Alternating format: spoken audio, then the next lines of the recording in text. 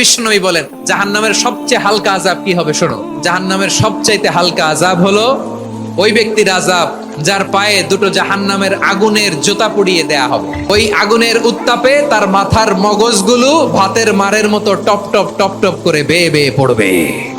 নাউজুবিল্লাহ পড়বেন না? আচ্ছা প্রিয় সিলেট, আওয়াজ করে বলেন, এইটা যদি সবচেয়ে লাইট পানিশমেন্ট হয়, সবচেয়ে হালকা পাতলা সহনীয় আযাব যদি হয়, তাহলে ভয়ঙ্কর তোমার আযাবের কি অবস্থা হবে? আমরা কি ওই জাহান্নামে যেতে চাই? জাহান্নামের অবস্থা এত ভয়ঙ্কর হবে, জাহান্নামের ভেতরে লক্ষ লক্ষ কোটি কোটি কাফির মুশরিককে দেওয়ার পরেও জাহান্নাম বলবে হালমিম মাজিদ, আরো আছে নাকি, আরো দাও। কোটি কোটি কাফেরের দল, মুশরিকের দল, সীমা লঙ্ঘনকারী দল, তাদেরকে যখন জাহান্নামে ফেলা হবে, বড় বড় পাথর খণ্ড জাহান্নামে ফেলা হবে, তারপরও জাহান্নাম বলবে হাল মিম মাজিদ, আরো আছে নাকি, দাও, আরো দাও, আরো দাও। আমার ক্ষুধা নিবারণ হয় নাই।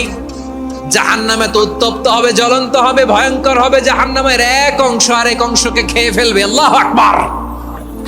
ফেরেশতারাও টালমাটাল হয়ে যাবে। জাহান্নামের রক্ষী ফেরেশতারা কি করবে তারা নিজেরাও বুঝতে পারবে না। কোটি কোটি মুশরিক কাফেরদেরকে জাহান্নামে নিক্ষেপ করার পরেও জাহান্নাম ঠান্ডা হবে না, শান্ত হবে না, বলবে হাল মিম মাজিদ, আরো আছে নাকি, আরো দাও। তখন আল্লাহ তাআলার কুদরতি পা জাহান্নামের ভেতরে ঢুকিয়ে দিবেন। সুবহানাল্লাহ পড়তে পারলেন না মজা করে? কোনো কিছুতেই যখন জাহান্নামকে শান্ত করা যায় না, আল্লাহ তাআলা তার কুদরতি পা জাহান্নামে ঢুকিয়ে দিবেন। দেয়ার সাথে সাথে